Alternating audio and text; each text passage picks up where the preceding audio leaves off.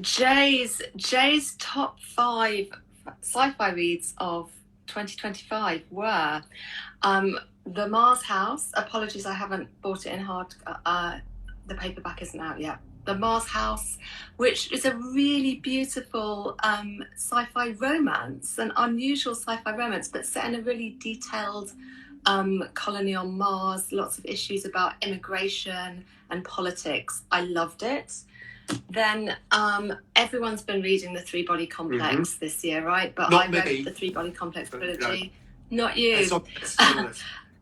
Well, this is the second book in the Three Body Complex trilogy. I thought it was the best one. Amazing, just amazing concept, a concept that grips you like. Then I finished off reading the Murderbot Diaries series. So I read the last 3 books in that. Murderbot Diaries, this one was my favourite, but I love everything to do with Murderbot. So yeah. Then I also started reading this Nigerian or Nigeria set, it's by a British author, Nigeria set sci-fi about a slow alien invasion of the earth by an alien bacteria, which is extraordinary, really detailed, really interesting. And then I finished off reading the Neuromancer trilogy, which is a trilogy from the 80s by William Gibson, really well regarded sci-fi writer. And the second book in the trilogy was my favourite. It centres around an attempt. It's a world that's controlled by some big biotech companies, essentially, and it's about an attempt to extract a scientist from one of the labs and take him to a rival biotech. And it's a sort of heist book, but it's really good. I've enjoyed it very, very much. 2 minutes. How long was that? 2 minutes. 2 minutes. Come on. Amazing. I know you've probably got more to say about Count Zero, Simon. So, is it Mona Lisa Overdrive, the second book? Or no, that's the third one. This is the second book. It's Count Zero.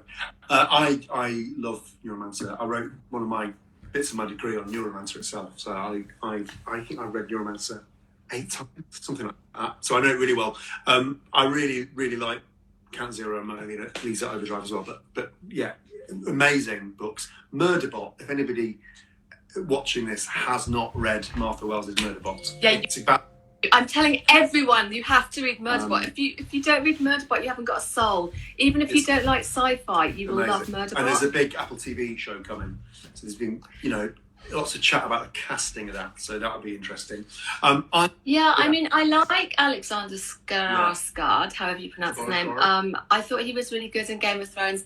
I mean, I think my friend is really upset because Murderbot is Murderbot is always kind of claimed as a non-binary character. I'm not sure if that's entirely correct, because non-binary is essentially a gender identity, and Murderbot has been manufactured without a gender because it's a robot. But anyway, setting that aside, Murderbot doesn't have a gender and uses it pronouns. And my friend Frances was really upset because she'd always essentially envisaged Murderbot as being female, and so she was upset about the male casting. That's interesting. That's interesting because it's a female writer, but I very much get the sense of it being slightly more male, but because I'm a male reader, maybe, which is what's interesting. Yeah, I really honestly feel Murderbot is so it's just first like person. 30-second summary of Murderbot. It's about it's a world in which it's set in a far future world in which many planets have been colonized, and human robot hybrids, of which Murderbot is one, are used to do a lot of work for corporations. Murderbot is effectively a tool, a slave to a corporation. It manages to hack its operating system and start acting autonomously, and develops close relationships with the scientists it's working with. And it's sort of about it's kind of a book about somebody very shy and being drawn out of themselves and starting to relate to people. So it's very moving and also action-packed. And I found it profoundly... I always say we all have a bit of Murderbot in us, right? We all have a bit of Murderbot. I think I challenge anyone not to be able to relate to it. I love the fact that it's kind of, although, like for Martha Wells, it was kind of knocked off like Pulp Fiction. Like they're not supposed to be big kind of publishing events, and she's written a whole load of fantasy stuff that's it's very well regarded as kind of big news when she publishes. And these are very much. Yeah, Frances tried some of the other books and she didn't like them, but we should. I think I should quickly talk about my books of the year, because otherwise it feels very unfair. But talk about your books of the year. I've hardly read anything because I've got an infant.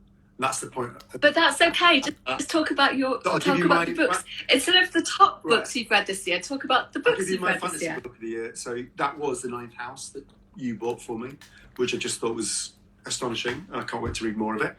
I've read a lot of Dan Abnett just because it's easy. I should just flag that so Simon hasn't read the second book yet, which is Hellbent in the Ninth House trilogy, but the third book is being published this year, and that's quite big news. Like, a lot of people are excited about that. Sorry, Simon. And then you read Dan Abnett. Books that I've loved. I really, really loved Crossroads by Jonathan Franzen, which has nothing to do with sci-fi. Loved it. Real return to form. And I've also been reading M Train by Patti Smith, which is just anything to do with Patti Smith. Love it. There we are. That's my. Is it about being Patti Smith? It's a memoir. It's great. It's great. Very moving. Anyway, they're my books. A lot less interesting than yours for the purposes of this Instagram Live. But you also started reading Assassin's Apprentice, right? But I started that. I don't really count that because I started on the 24th of December. I'm really enjoying it. It's great. I could talk about it later, but we've got a book to talk about, haven't we? Because we've got to do this before my youngest son wakes up. Let's do it. 15 minutes. Let's do it. Mythago Wood. So, do you want to introduce this, or shall I? I'm going to introduce it, but I'm going to caveat it. I'm going to confess something to you, Jay, which is that as I was thinking about Mythago Wood, dragging back memories from being about 11 or 10 or 11, I've got a nasty suspicion that I got that out from the library, Sherwood Elmer, and we talked about this before about me very precociously going to the adult section. And this is the kind of stuff that happened in the 80s, our listeners. Children were wandering around the adult sections unsupervised. I was thinking of Alan Garner. And I think I took it out, started it, and I think it's a rare occasion that I got a bit baffled. And I think I didn't finish it. I think I took it back. And the reason I say that is that I've got a really strong memory of a lot of the other fantasy literature from that period that I remember. I could probably tell you the plot of the Belgariad, which is almost certainly not as good as Mythago Wood. Similarly, I could tell you the plot of most of David Gemmell's novels, which are definitely not as good as Mythago Wood. And the fact I can't really remember the physical act of reading it tells me something, I think. I have actually just started rereading it, or reading it for the first time, and I don't know which. I know what I do know is that I got Lavondius out first, which is the second book, and then realised it was the second book in a trilogy, and then took that back. And then I think I ordered Mythago Wood, but I don't think I finished it. Do you want me to do a quick plot summary? Do a plot summary. I mean, I'll just caveat by saying, actually, but I have read a lot of stuff by Robert Holdstock, but under his pen name, because he wrote a fantastic horror series that's really dark, called The Stalker. Oh, really? What's it? Do you remember what it's called? The Stalker. I'll put it in the notes otherwise. His pen name. And he wrote a really terrifying horror novel called Necromancer as well. But he's very, very prolific, Robert Holdstock. I thought he was a really good writer. Yeah. You know, I thought Mythago Wood was really, really well written. It's set just after the Second World War in like 1945, 1946 in Britain. And it really captures that period very, very well. It has this slightly archaic, old-fashioned feel to it, with really strong relationships, really strong descriptions. So it's about main character is called Stephen. He is in his early 20s. He comes back having been a soldier in the war to his family home, which is a big house by a spooky forest, which he and his brother have always thought was quite spooky when they were growing up, but they never realised how spooky. He comes back to the house, discovers that his father is missing, and his brother Christian, who's still in the house, tells him that his father has been doing research into the wood and been sucked into the wood. And it gradually emerges that this wood, which isn't very big, like they describe the diameter of the wood as being 6 miles round, but that the wood is a ghost wood and some kind of time vortex in which the deeper you get into it, the time and space change. You spend, it's kind of wood you can go into and spend years in there and then come out and a couple of days have passed. It's much like the TARDIS, it's much bigger on the inside than the outside. And what this wood has the unique ability to do is and this is a really interesting fantasy concept which I haven't seen elsewhere.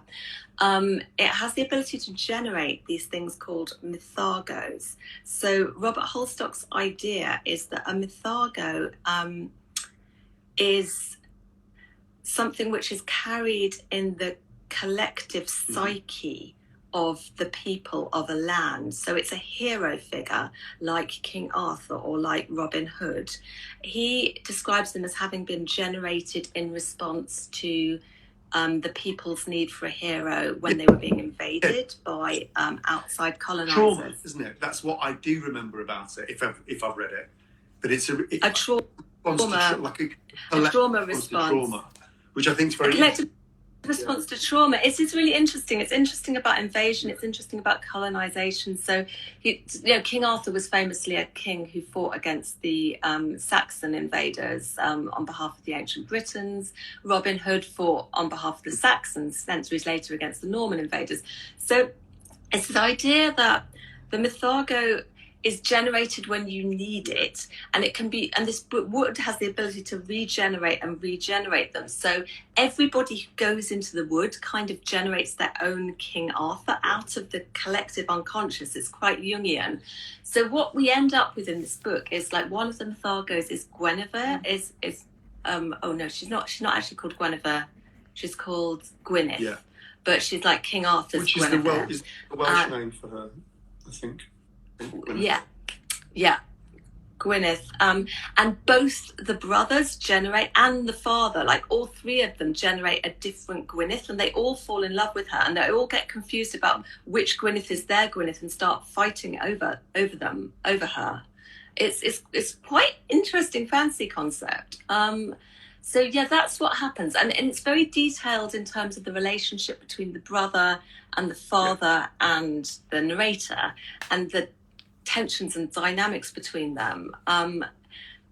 So that's essentially the plot. But what was it you really liked about it, Simon? From what I remember, it's from the ghost of it.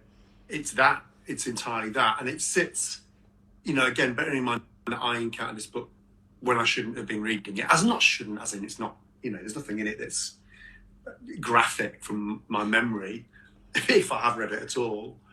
They do have sex, but in quite a gentle way. Yeah, I think it was just a bit of a grown-up concept for me, potentially. But it does, I would suggest it kind of does sit in a lineage, and that lineage is probably, weirdly, somebody like Susan Cooper, and The Dark is Rising, that we mentioned before. Otto's just had an interview. Yeah, which I haven't read. He loves that book.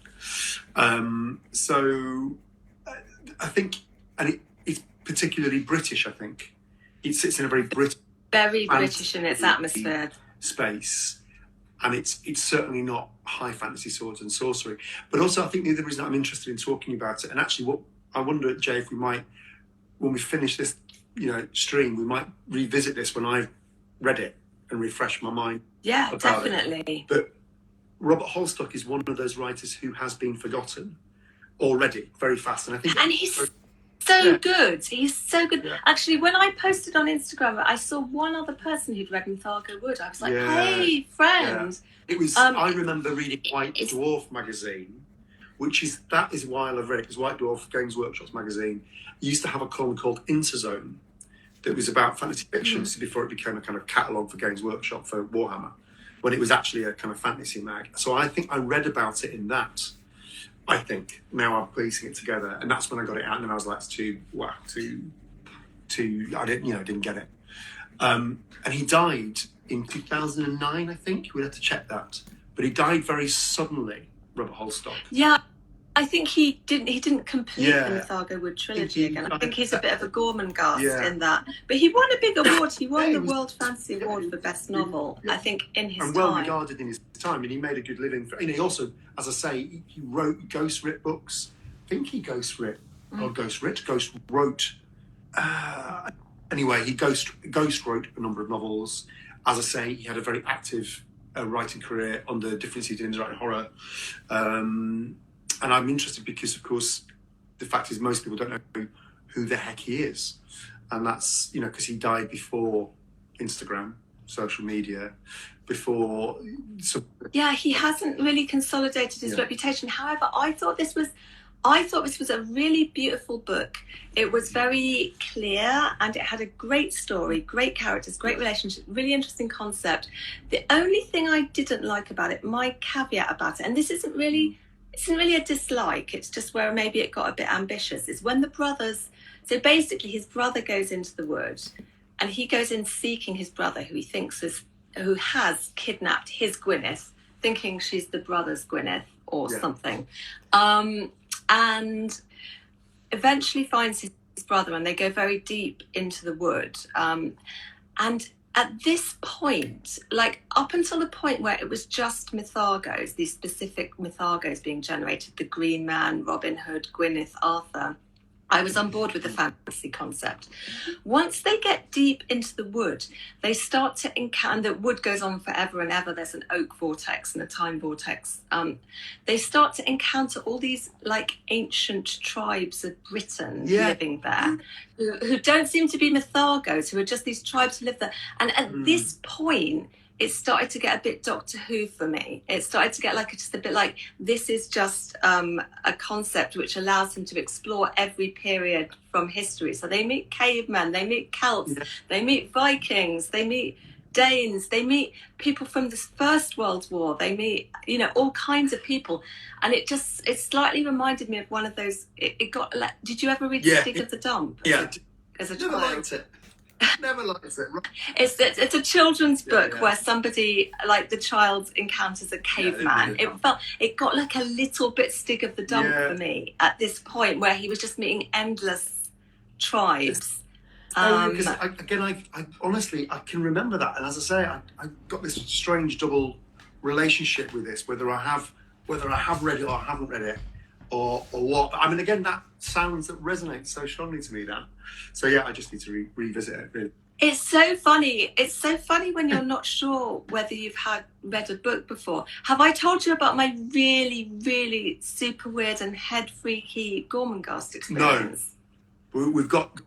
Do you want to hear about this? Do you have time to hear about this? I think we've got about 5 minutes left of this. So it depends. I can do it in 2 minutes. But do you have more to say? You don't necessarily need to hear about my head freaky Gormenghast experience. For you, really, before we wrap this up on Mythago Wood, because what you're saying is people should read it, right? People should get hold of it. You can get an e-copy of it really easily. I think it's really beautiful. I think it's really accessible. It's like a good story. It has a strong end as well. It has a really satisfying end involving the brother and the father. And it's I definitely think it's worth it's worth reading. I mean, I have seen comments, and I did share some of these with you beforehand, criticising it for its depiction of female characters. I actually, personally, I've seen it done. I didn't feel that particularly in this book. I've seen it done a lot worse. Gwyneth was criticised as not having her own volition, as just being seen as a sexual object by these men. I didn't particularly feel that. I thought she did have a character and volition, quite strong one. It just came out of this place of being a mythic character and having all this ancient rage in her. But I thought it was really beautiful in the relationships between the brothers and between the father. I thought it was quite good on those male family relationships, and that's good. Well, I mean, it was great. That's the point, isn't it? You, to a certain extent, you have to write what you know, and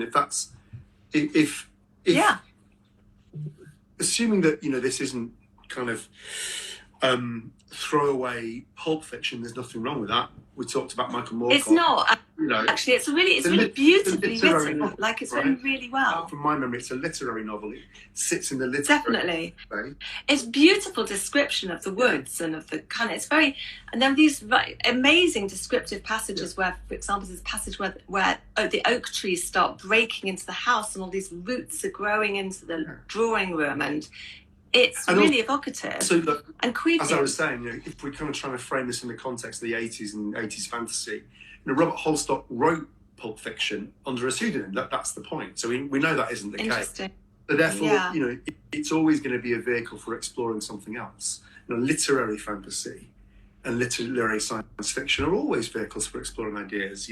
Just read an interview with Samuel L. Delany who said that's the entire purpose of fantasy fiction and science fiction from his perspective, was to explore contemporary experience. So if Robert Holdstock is writing about brothers and fathers, specifically post-war generation, this is published in 1981 and 1982, and the generation, that generation of people who suffered in World War II, both the people who were fighting it and the children of those people, is still playing itself out now. And I've got a strong sense that was something that he was interested in exploring. Yes, it's definitely a book about trauma, and it's the only book I've ever seen that uses the Jungian idea of having these collective mythic archetypes in our collective unconscious in a fantasy and to make a fantasy novel out of, which I think is great because all the Jungian stuff is so ripe for being used in a fantasy novel. It's